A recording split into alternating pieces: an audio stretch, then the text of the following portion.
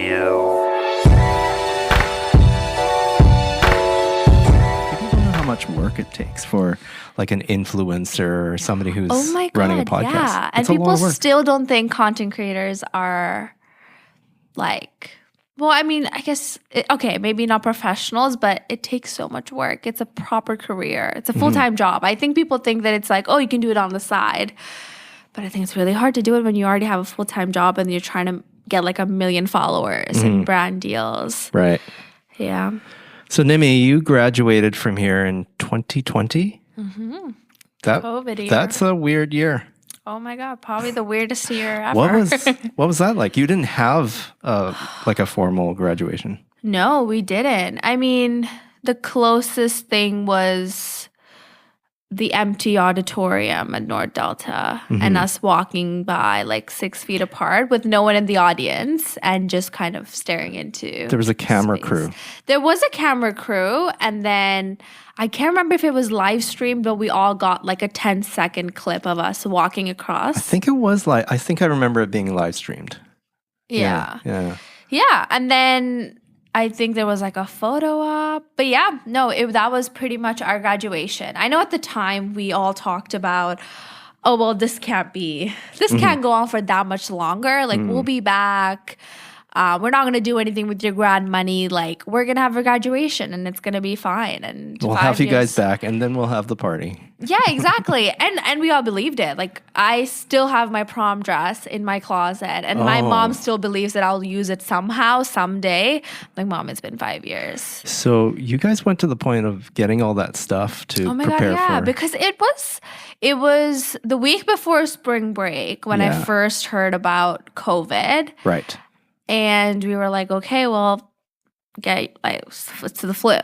Like, there was nothing more to it. And then I remember the day we were leaving for spring break, everyone was like, well, this will probably be a longer spring break. Like, I think we can expect 3 weeks.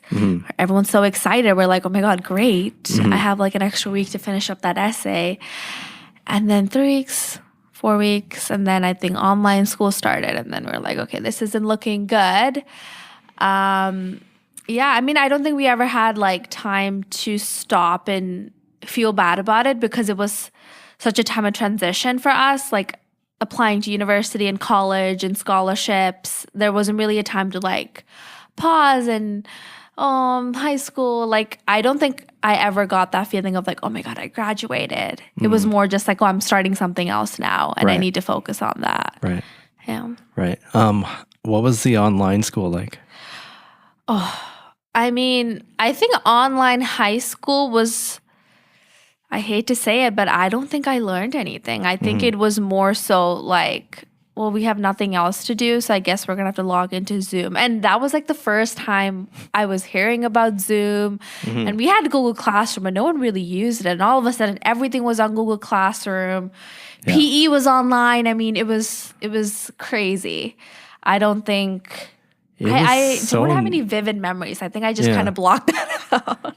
It was so new for everybody. Oh my God, All of a sudden we were thrown, we had to stay at home and then use the Zoom thing, figure it out ourselves. I mean, there's a bit of kind of training or tips and stuff like that, but really it was kind of up to us what we did with our classes. Yeah.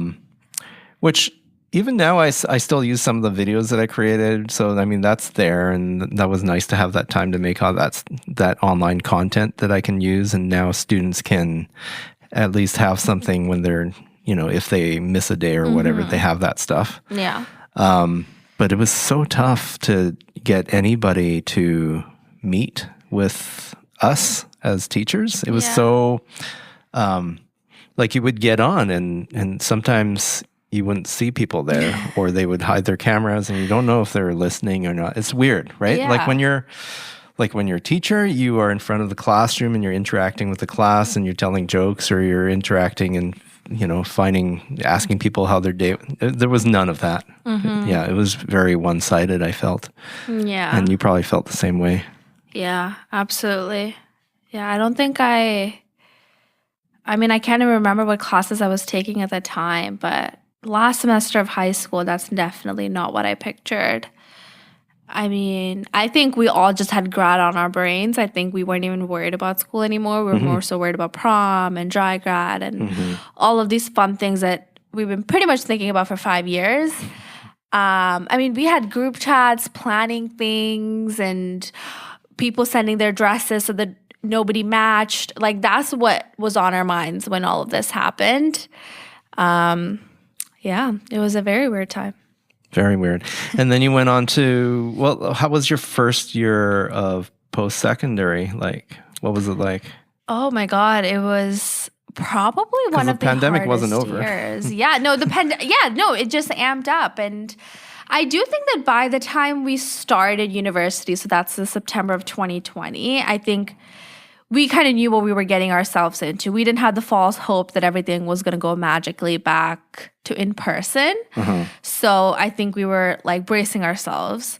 But I mean, it was probably one of the hardest years for me academically, socially. I think it was so isolating being at home and sitting on the same like kitchen counter that I took my high school classes, but now I'm all of a sudden in university.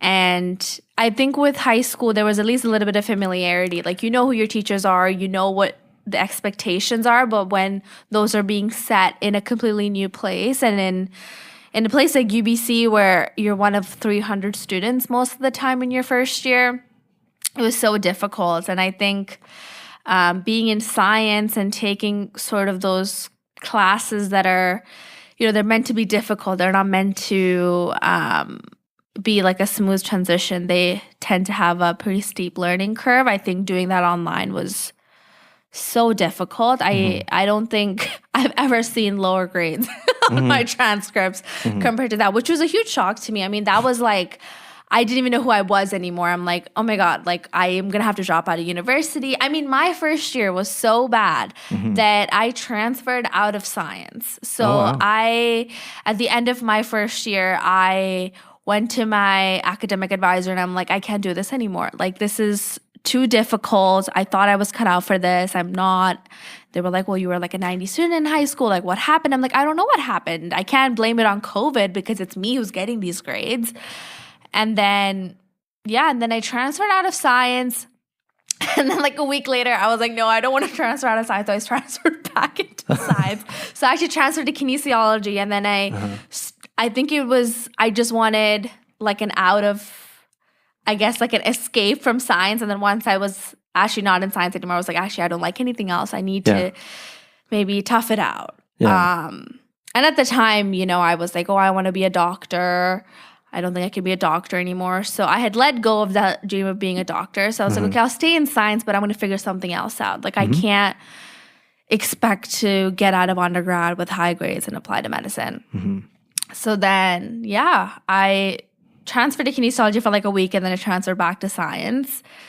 And then I started like thinking about what else to do. So I was like volunteering at physiotherapy clinics and all of these. It was so difficult to get these positions because at the time, they didn't want people who, if you weren't the patient or the physician, they don't want you in that room because you're just like a risk. You know, it's like 6 feet distance. They don't want more people in the room than they need to have. Wow. Yeah, I didn't think about that. Yeah. So there I was trying to build up my extracurriculars because I knew I would need it. I'm not going to just get a job after undergrad. So I'm going to need to have something to show on my resume. And I was like volunteering at pharmacies and physiotherapy clinics. I'm trying to figure out what to do. So yeah, I mean, first year was pretty difficult. I think it really made me question what I wanted and whether I was cut out for the things that I thought I wanted to do. But looking back at it, I mean, it was formative. But yeah, I wouldn't wish it on my worst enemy. It is a shock because I remember going through UBC Science and it was such I was also like a straight A student, had an easy time in high school, everything's good. And then got to university. I was like, what the heck? What is going on? I don't understand how these marks work. I don't know why I'm not doing well, that kind of thing. And, you know, like when I do give people advice nowadays, it's like, get ready for that because it's not going to be the same thing as high school. And there were definitely a lot of my friends who were terrible, awful students in high school, but did super well in university, right? Because there's some difference in the environment that drives certain people a certain way. So, but that's tough your first year because UBC is a very social school. There's lots of clubs and things to do and facilities. And did you at least have a chance a little bit to do that? Oh, yes. Yeah. So after my first year, I was like, okay, I'm sick of this. I can't be in Surrey Delta anymore. I need a change of scenery. I need to make up for the year that I missed. So I actually moved to UBC. So I got an apartment with a girl that I met at a party. And then I was like, a week later, let's sign a lease together. So I signed a lease with the girl, got an apartment in the heart of UBC, and I lived there for 4 years. Wow. So I think that was probably the best decision I ever made. Not that it made up for the first year, but I think it opened up so many doors for me in terms of really figuring out who I was outside of school and meeting people and being able to stay late and join clubs and go to parties and everything that I thought college was going to be. I really started to experience that in second year. And then, then it didn't look back. I didn't come back to Delta until this year in May once I graduated. So yeah, it was great. I think I was very fortunate to have the means to do that. My scholarship definitely helped me make that move. And I was able to go there, kind of find a place and, really figure it out for myself. Like all of a sudden I had to take the trash out and do my taxes and things that I didn't think I'd have to do at 18, but I did, and I'm better for it. You take a lot for granted when you're not living alone, right? Oh my God, you have to do so much. Yes. Yeah. And UBC, like I said, there's so much to do. It's such a great campus, especially now. Like it was okay when I was there, but it's the University of Building Construction. There's so much more there now. Like when I go visit, I'm like, whoa, how come I didn't have this? It's so nice. It is ever evolving. Even when I go back now, I'm like, oh my God, what? They put up a new building? It's always expanding, always getting better. And it's just so beautiful. The nature, the beaches. I mean, who gets to say that they have like 2-3 beaches at their university? Yeah. And the most beautiful trails. And it's a really nice neighborhood as well. I think I didn't know this, but people actually live there who are like have nothing to do with the university. They don't teach there. They don't have anyone who goes there. They just live there. Yeah. And it's such a nice neighborhood. They have their own elementary school, high school, grocery stores, community centers. It's a really nice area. I would love to go back and live there, but I really enjoyed my time there as a student. The scholarship you were talking about is the Beadie Luminaries, which I stare at every day because your face is on it. I forget what it says. The face of change. The face of change. You're the face of change. Yeah. How did that materialize? Because one day it just showed up, that poster. I'm like, that's Nimmy. What's she doing on the think poster? you guys have the only copy of that left. Yeah, no. Do they personalize it per school, or is it? So you're elsewhere as well. Yeah, that was also a funny kind of project that happened in my first year. So I was the second cohort of Beadie Luminaries. So this was kind of their first year after they figured out how to do everything. And they were like, okay, we need to market this scholarship. And they were like, is anyone down? And I was super down because I feel like more people need to apply, more people need to know about opportunities like this, because I truly believe I got it just because I was at the right place at the right time. I looked at the right page in the career room, and sometimes that's all it takes. Yeah, exactly. Yeah. And I wanted people to know about it. And again, first year was so isolating when they said an opportunity to get out of my house. I was like, yeah, I'll come take some photos. And I believe we went to Vancouver, somewhere downtown, took a few photos, and I never thought to check what they did with the photos. I was like, okay, well, they're going to use it for something. And then I think a couple months later, someone sent me a photo saying that, you're outside the career room. I was like, why? Yeah, no, that's so cool, and I love that, and I hope that the students know that it's someone that went there, and that could be them. Yeah, that's been there for years. Yeah, it has. Yeah, now they have so many more versions of posters. I'll make sure it never comes down. Yeah. That's great. So Beadie Luminaries helped you a lot in university. Yeah, $44,000 tends to do that. I mean, it was life-changing. I don't think I can speak highly enough of the program and the people that run it. And I mean, it seems like, are you still involved with that program? Yes, yeah. I mean, I think it's the type of program that really tends to kind of stay with you throughout the phases, even if it's in university, whether you're taking a break, whether you're working, whether you're out of it. They provide a lot of support to alumni, and they even provide graduate scholarships. So people who go on to pursue graduate school, you have the opportunity to apply for even more support, which is amazing. But yeah, the program is very multifaceted. I mean, the financial support is just one factor. There are so many different kind of avenues to get help. They have academic advisors that, are there to answer pretty much any question you have about life and school and finances, getting loans.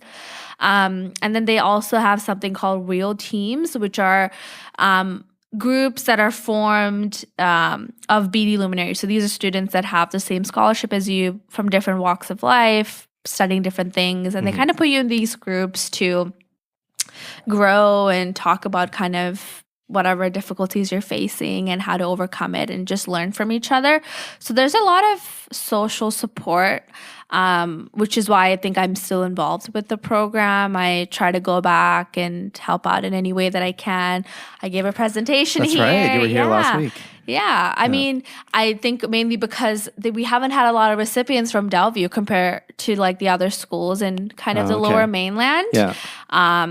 Not that there aren't deserving students here. So I think it's just a matter of people not knowing about it or knowing that they are eligible. I think there tends to be a lot of anxiety around scholarships and thinking that, you need to be 95 plus average student with the cure for cancer. Right. Yeah, I think that is what people think. And like there are some scholarships and bursaries where you just have to fit into a certain category too. Exactly. So it's just worth looking at. Yeah, and I think that's also what something the presentation touched on Monday was that there's so much money that goes unclaimed every year. There are so many scholarships that people see, but they just assume that they wouldn't get, so they don't apply. But when everyone starts thinking that, there's so much money that's there to help people that just go unclaimed. And then if that continues to happen, they're just going to think that there's no need for these scholarships, which isn't true. There are so many people that have a really hard time funding their post-secondary education. So it's really important that I think you apply. I mean, I know it takes time. I hated writing about myself and talking about my dreams at a time when I was 17. I didn't really know what my dream was. And to get somebody else to invest in me, it's hard to like talk about yourself and to put that to paper, but I think it's worth the time. I mean, I don't think I would have had half the experience I did at UBC and pretty much after high school if I hadn't applied and gotten that opportunity. So at UBC, you were in science for the 4 years. What did you end up getting into later on? Yeah, so I ended up majoring in integrated sciences, which I didn't know existed until a couple of weeks before I had to apply for my major. I actually don't know what that is. Oh my God, really? Yeah. Okay, I think, when did you graduate? A long time ago. I graduated in 98. 98? Okay, I think it definitely didn't exist back then because I know that it's a fairly new program. Like I was told that it was a new program. So I think it probably came to be around 2010, something like that. Okay. But it's pretty much a major that allows you to combine different disciplines, and those don't necessarily need to be in science.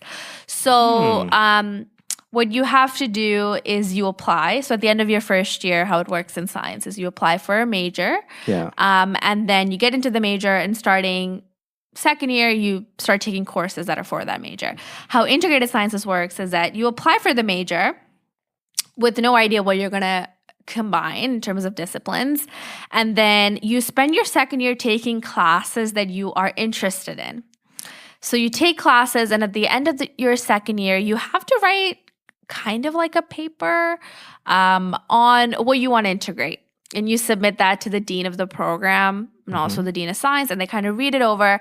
And if they see merit in that combination, and if they think that it's a good idea, that you combine it. And by good idea, you have to kind of understand what you're going to do with that combination. Like, what are you going to do by combining microbiology and earth science? Like, what kind of new knowledge is that adding? And what would your career look like if you did major in that in undergrad? So you kind of have to write about that.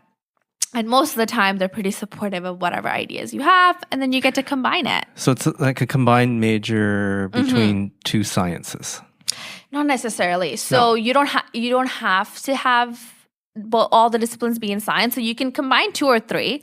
But I think only one of them has to be in science. So I know people who combine like genetics and music. Oh, wow.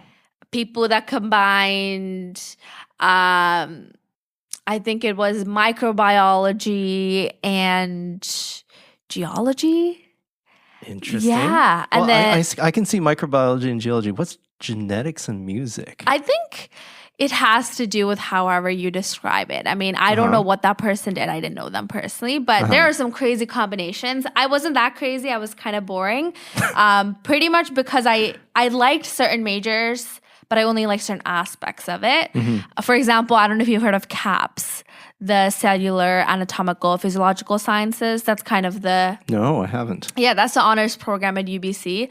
And I really like that program, but It's been a long time. It's been a very long time. I'm sure it was called something else back then, but it was, so it's cellular, anatomical, physiological sciences, but it's an honors program. And I did not want to do an honors degree. I could barely survive in science. So I was like, I'm not going to go sign up for an honors degree. So what I ended up integrating was physiology, immunology, and public health. Okay. So technically public health is not a science discipline. So that was kind of my choice of discipline that was outside of science. That's a logical combo. Yeah, I thought so too. But I'm intrigued about the genetics and music. Yeah, you should have that person on the podcast. That would be interesting. So how have you, like after you applied for this, you were successful in getting it. How does it work from that point on? Like the course combinations you decide on, or they decide for you, like they put it together? You have to pretty much in second year, you have to craft out the rest of your degree. So you need to write down every single course you're going to take and defend the justification for each of those courses. So you have to say, okay, I'm taking this course because it'll allow me to understand this, which is required to understand one of my disciplines. And you have to map out your entire degree. So that's what I did. I kind of mapped out every single course I was going to take for the course of my degree. And then you submit that along with your essay. And then they take a look at that, see if it's, I guess, if it makes sense to them. I was thinking if I were to do that, I think I almost would have to think about my end goal. Right? What do I want to do with this? Is it some sort of interesting area of research? Like how genes affect your musicality? Maybe I'll go back and take genetics and music. Yeah. I'm sure it was a fascinating undergrad experience. So what was your, like, did you think about what you want to do in the end and then construct the courses that you would need to get there? At the time, to be completely honest, I don't think I knew what my end goal was. I knew that I wanted it to be somehow involved in healthcare. I wanted it to be involving people, but I just knew that I wanted to study the parts of science that I liked. I did not want to spend my undergrad taking classes that were pre-picked for me, taking classes that I didn't necessarily find interesting, but I had to take. Right. So that was the beauty of my major, was that I chose every single class. So even if I didn't like it, I couldn't complain because I did it to myself. Yeah. So that's actually the big pro of being in integrated sciences, is that you get to kind of craft your major and craft your experience. But it worked out for me, but I know a lot of people who didn't like that aspect of it because it's a little too flexible. If you're somebody who thrives in a little bit more structure or kind of likes to have things planned out for them, then I wouldn't say it's the major for you. Because a lot of the other majors, like for example, biology, it has set yearly, I guess, like course prerequisites, and you have to take this class to be able to take the next one the next year. So it's a very different experience. But you don't get to pick them, right? You might have some flexibility in terms of like leftover time where you could take a class that you're interested in. But for majority of your degree, you're taking classes that were determined probably years ago by somebody. And then they were like, yeah, you need to take fourth year chemistry. So you picked the course combination. I like that actually, because that opens it up for people who like that kind of thing. Like, I mean, there were certainly courses that I did not enjoy in my science degree. And I would have loved to have taken more genetics courses, and maybe some other ones that, I wasn't able to take because I had to take the required courses. Yeah, right? And I think that's something that I didn't really think about before I went into university, is that, you can take what you want and you're picking your classes, but time and money. Each of these courses is about $500 to $600, and you're spending at least 6 months on a 1 semester course. Like, you don't have the luxury of being in university for 7 years taking things you like. You need to get out of there at some point. So, of course, you're going to prioritize taking prerequisites and classes that you need to take but don't necessarily want to. Yeah. So at the end of it all, like you said, you didn't start off with an end goal, but at some point you're figuring it out, right? Yeah. As we stand right now, I've applied to medical school. I've applied to UBC and SFU, and I should hear back from UBC in like a week or two. So fingers crossed. But are there MCATs coming up? Yeah, MCAT's done. MCAT's done. Yeah. Okay, MCAT was done last year. So now it's just a waiting game. I'm sure it'll happen at some point, but I'm just in this limbo of figuring out where I'm going to be for the next 5 years. That's a good 6-hour exam. Oh my God. Or is it more? No, it's not 6. More? It's like 7. 7-hour exam? 7-hour exam. I actually did it. Yeah? Because how was your experience with the MCAT? It was very tiring. Extremely tiring. I remember at some point in my major in biology, I remember just starting to lose focus because it's just grueling. I just didn't have the endurance to last for 7 hours.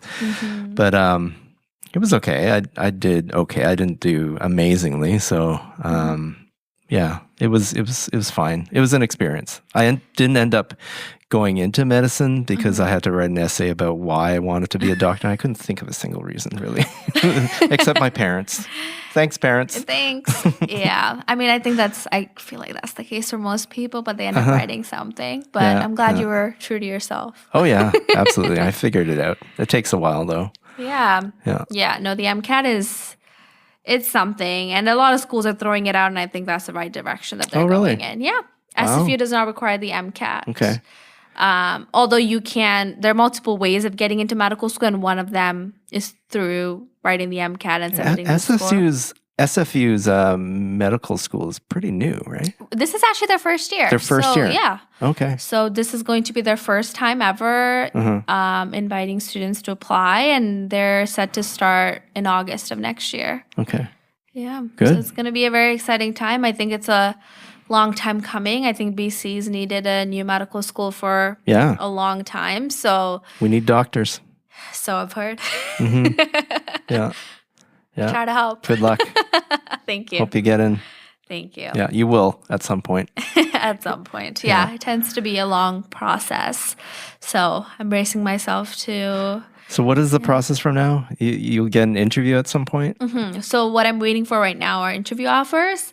And then you have your interview in February, and then you hear back in the summer. And then February, okay. Yeah, so if all goes well, you start medical school in August. And if it doesn't go well, you apply again in October. Try again. Yep. Yeah. What other things are you involved in right now? So I work right now. I work at Vancouver General Hospital. I'm doing research. So cool. I started that in undergrad because I didn't want to do co-op. I was actually enrolled in co-op, but I had a horrible experience with my co-op advisor who was like, oh, you don't have the grades to get into this hospital job. You should try for maybe like a data job. I don't know why you're applying for medicine.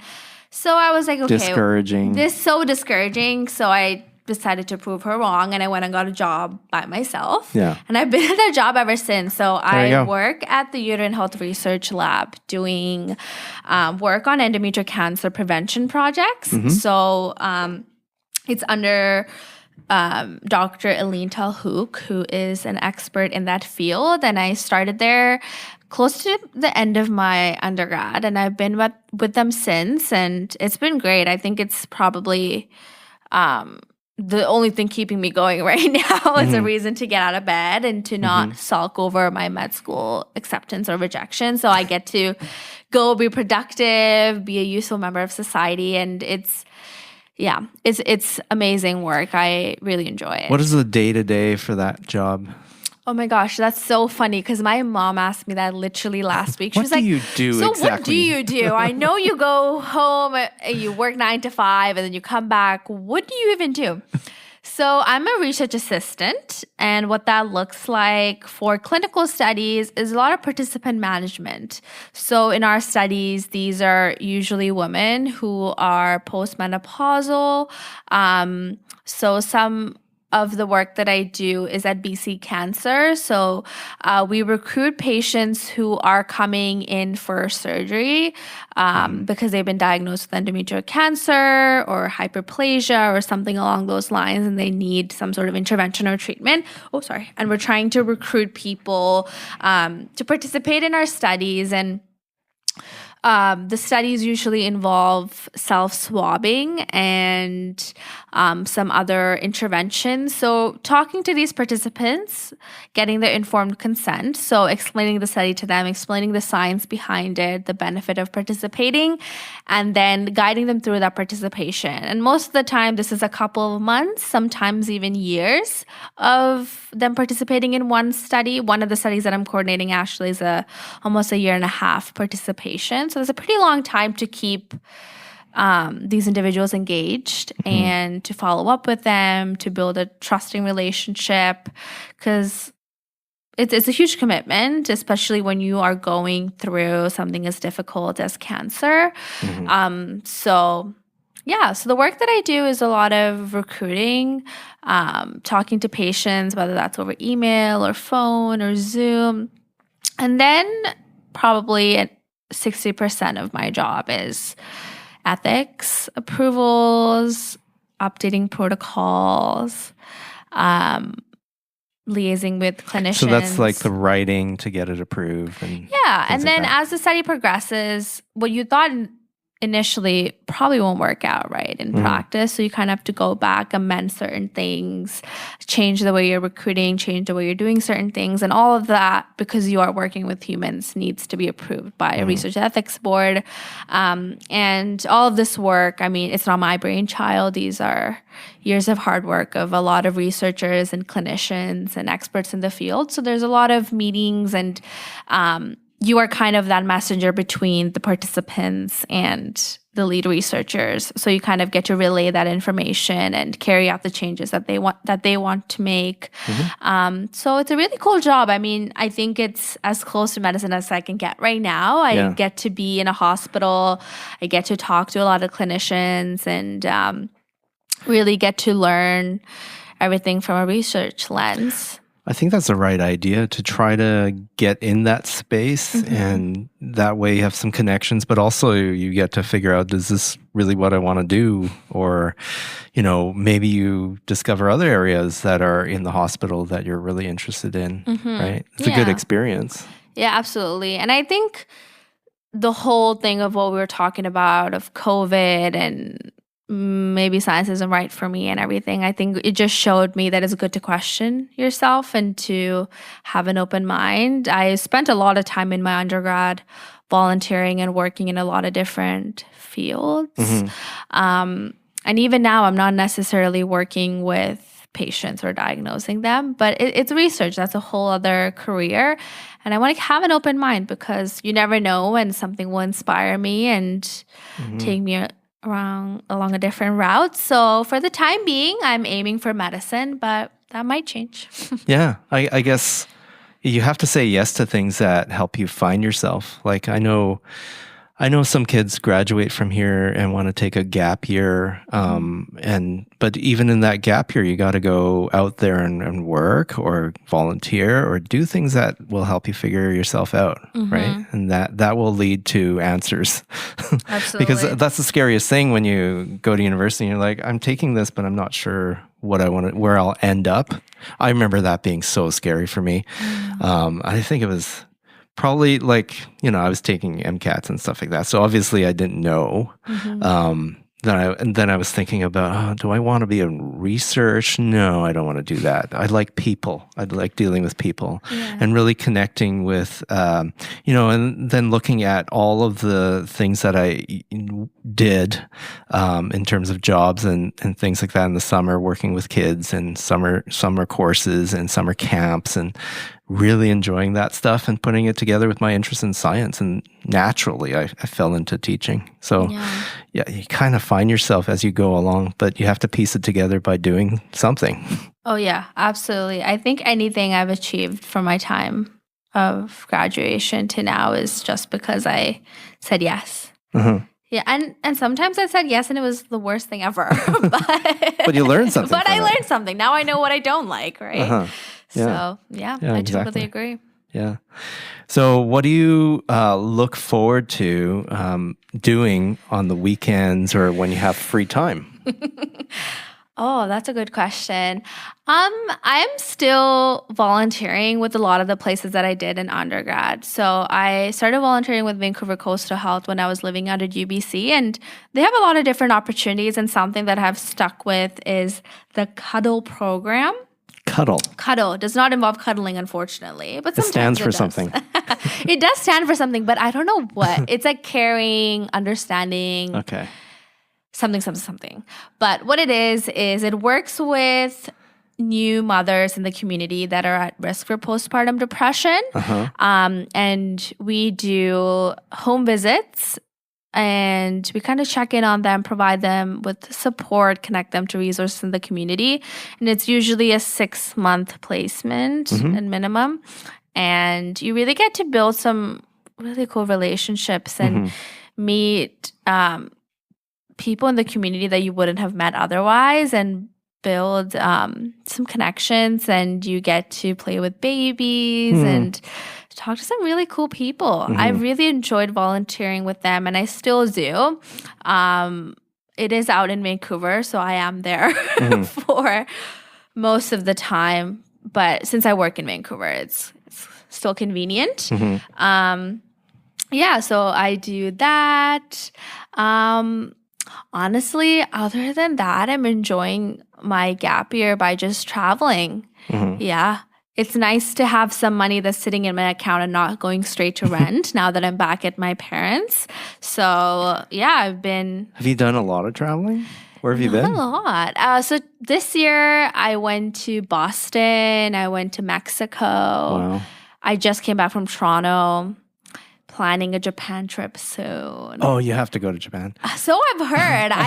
I stalked your Instagram because I was like, oh my God, this is gold. I need to write down every place you went to. I'm not done those posts yet. I've just kind of been lazy lately. You need to come up with like a how-to guide, like everything you need to see. I've written one. Of course you do. Of course you do. So tell me about Japan. Japan's amazing. I mean, if you want a place that, okay, I like to compare it to going to Europe because I love Europe. But in Europe, there's a lot of places where you have to kind of watch your back, literally, because there are pickpockets everywhere and people trying to steal money from you and scam you and just steal stuff. I had my backpack stolen in London train station. Oh my God. And that's after being well aware of the issues there because we'd been to Europe before, right? Yeah. And so, I just put down my backpack, paid for food, and then turned around and it was already gone. I was like, how did this like a magic trick? And did it have like your passport and everything? No. Okay, thank God. No, I'm a smart traveler. So all of the things I could never ever lose, I always keep like right like the money belts. Money belt and right on my body. So they would have to just, they would have to cut it off me if they wanted to. But I didn't lose anything of great value in there. But still, it's like a violation, and it kind of makes you think about, you just are a little bit more careful and cautious. But like in Japan, it's just feels so much safer there and cleaner, and everything, is nice and convenient. If you want good food, you just go to any place that has food and usually it's going to be great. Yeah. Right? Even the convenience stores, and they're legendary. If you look up their 7-Eleven, I love watching the 7-Eleven videos. Yeah. They make ramen, like instant noodles, look so good. Right. I'm like, and that was 50 cents? What are you talking about? Yeah. There's so much good food, so cheap, and it's just amazing. So what do you think were the biggest differences between Japan and Canada that you noticed?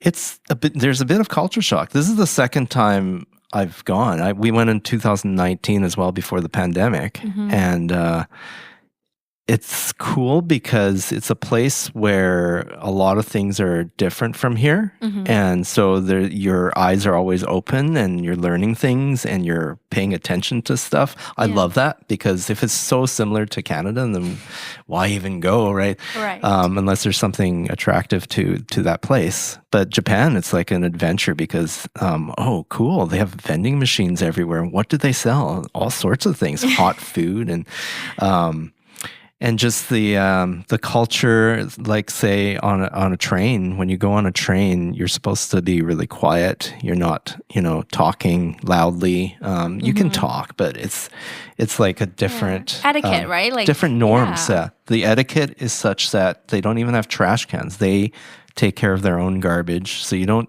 throw garbage in a trash can and leave it for somebody else to clean up. Yeah. You bring your own bag and you take your trash with you. If you create any trash, you're not supposed to walk around and eat because then you start dropping food, right? All of this kind of makes sense. Like if we were to create a society where everybody takes care of everyone else instead of just themselves and thinks about just themselves, and that's Japan. That's what you would have, right? Yeah. Which is really interesting and different from here. That sounds amazing. Yeah. So you mentioned that you went to, I'm going to interview you now because I have so many questions. You went before the pandemic. And I know now, did you go this year, last year? We went in the summer. In the summer. Yeah. I think Japan's a lot more popular now, right? It's probably a lot more touristy.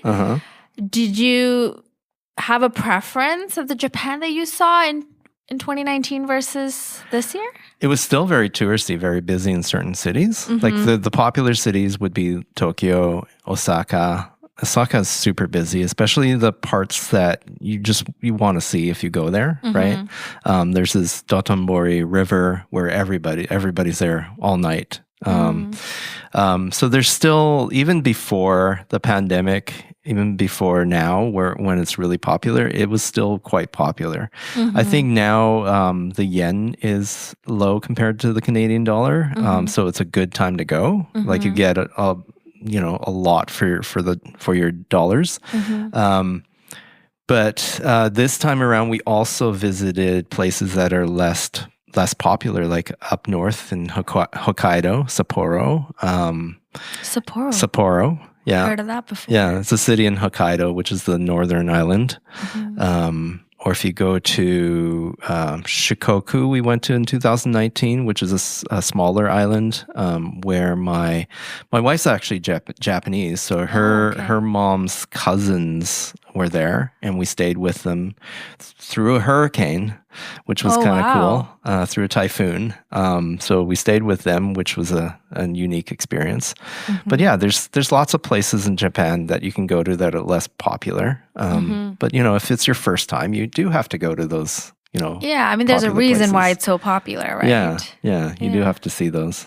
Yeah, that sounds amazing. Well, I'm sold. Yeah, you go. I'll send you the notes and coach you on it, please. But you went to Boston, and what made you go to Boston? So I had a cousin there who was working also in clinical research, and she was doing kind of a shorter project. So she was there for a couple months.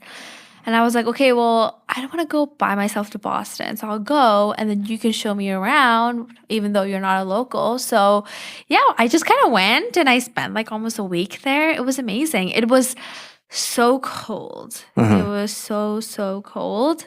But such a beautiful city. I think a lot of influence from Europe. A lot of the streets kind of looked similar to Berlin. I think just like the brick roads and things like that. But I think there's a lot of just more people. I think that was the biggest difference for me. I think here, even if we're in downtown, unless there's like something going on at Rogers Arena or BC Place, it never gets that crowded. No. Our downtown is kind of quiet. It's so quiet. Yeah. I don't even think we can call it a downtown, because I went to Boston. I was like, oh my God, this is so overstimulating. Yeah. But it feels like a city, and I liked that. I liked that everyone just looked like they were in a hurry, and I was like, oh my God, where is everyone going? Are you more into cities or countryside? Oh, that's a tough question. I think cities, because it's new to me. Because I grew up in India for a little bit, and that's very countryside-like. How long were you in India before you came here? Oh my God. Oh, we could get into that. Not very long. So I was born in Dubai. Oh. I was there for a couple of years, and then I moved to India, and then I was there until like grade 4. Okay. And then I moved to London, and then I was there, and then I moved here in grade 8. Okay, grade 5 to 7 in London? Yeah. Wow. Okay. Yeah, so moved around quite a bit. So yeah, I've been in India, and I think it always felt like home because my grandparents were there and I'm very close to them. But yeah, I think I prefer the city, but I did not prefer London. I'm not a huge fan. I think I had a very different experience. Of course, I was a child. I think it would be different if I went back now. But so you haven't been back? I have actually, but not for long. I have family there still, so I go there to like visit for Christmas. But it's not in the capacity as a tourist. Like I'm going there to celebrate like Christmas or Easter. And it's like one weekend, and maybe we go see Big Ben and then we come back. It's not like I'm not getting to roam around the city. I think London was just different. I think you got your bag stolen there. That's what happens. Sounds about right. Yeah, but I think I do prefer cities. What about you? What do you prefer? I like both. I do like cities, like Tokyo, big city. I like the contrast. Like if I spend too much time in the city, then it's overwhelming, and then I need some time in the country. Yeah, the grass is always greener. Just take me away from, and then then you start getting bored, and you want to do stuff and shop and stuff like that, and then you have to go to the city. So it's nice that we have the ability to do both and travel and be mobile. Yeah, I think we're definitely very fortunate to live in Vancouver. I feel like everyone likes to complain. I do too. I love complaining about Vancouver and everything that's wrong with it and blah, blah, blah. But, oh my gosh, you don't get the scenery that you get here at a lot of places. Like I recently went to Toronto and you could just look into the horizon and there's nothing. There's nothing. It's just buildings after buildings. I'm like, okay, but like, doesn't this get boring? Like, don't you ever want to just see some snow on top of a mountain and this is a fake beach. They don't even have a real water body. It was crazy.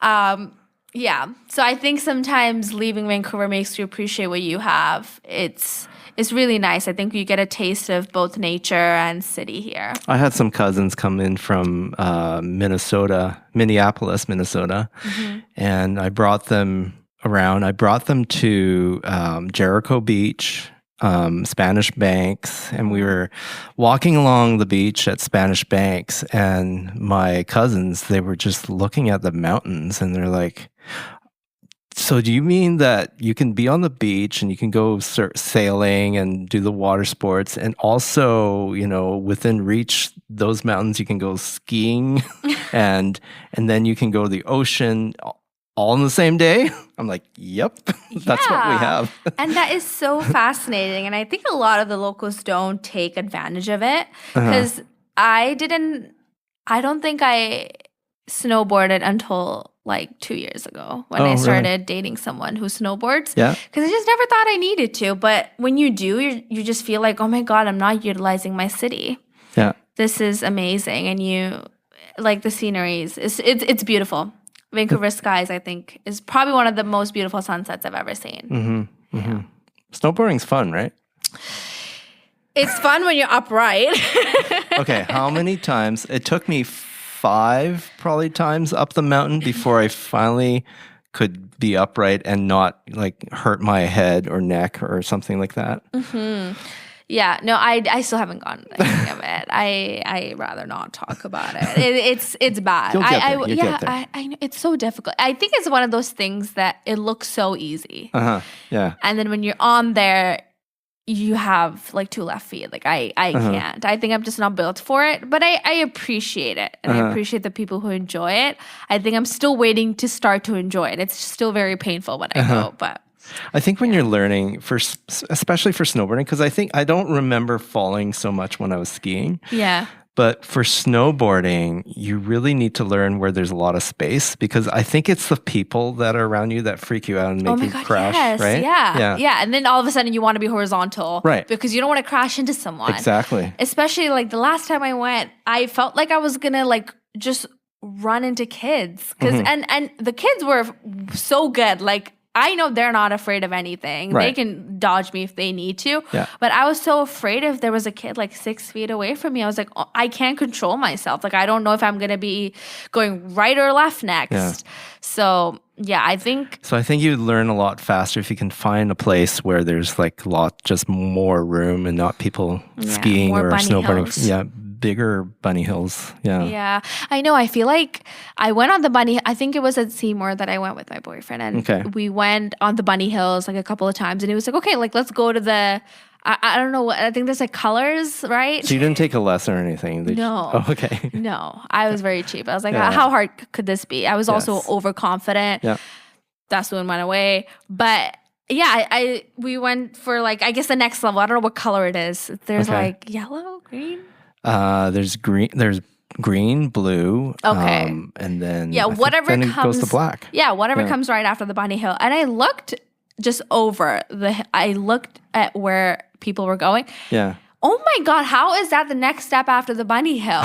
It just looked like you were just gonna fly off the cliff. Like I did not go there. I stayed on the bunny hills, but there needs to be something in between those 2 levels, at least for the beginners. Yeah, I think it's so much easier if you start younger.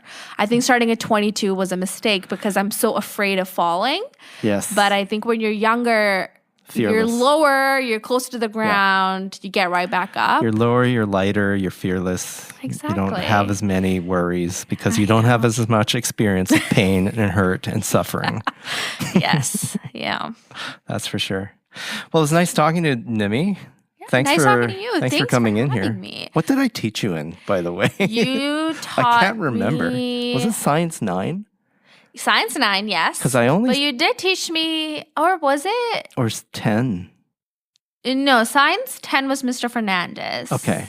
And then I think it was Science 9 that you taught me. And then you also taught me something that... We were in that room, in the computer room over computer there. Lab? Okay. Like programming? It wasn't programming. Oh, was it in grade 8? Because Maybe. rotation, yeah, ADSD I think or so. something? Yeah. Yeah. Okay. I would have hard to remember. definitely been an innovation 10 if you guys If we started had it it. early enough. Yeah. No, it sounds so cool to me. It's I so much always fun. see your posts and I'm just like, this sounds like the coolest thing ever. Of course it started after. I mean, I think I was still here though. I think you started when I was in grade 12 or something like that. Uh-huh. How's that going? Excellent. Yeah. We're in our 8th year. Wow. Yeah. Time flies. And kind of like that integrated sciences idea. Yeah. It really is, well, we combine You socials, should tell English, those kids and about science. integrated sciences. Yeah. Yeah. Like that would be, I would have taken that for sure. Yeah. That would have been interesting. Yeah. Thanks for having me. It's been great. It's been great. And do visit again. We can still look at your poster on the wall in the hallway. So everybody go do that and let that never come down. Thank you, Mr. Kong, and thank you, Delview.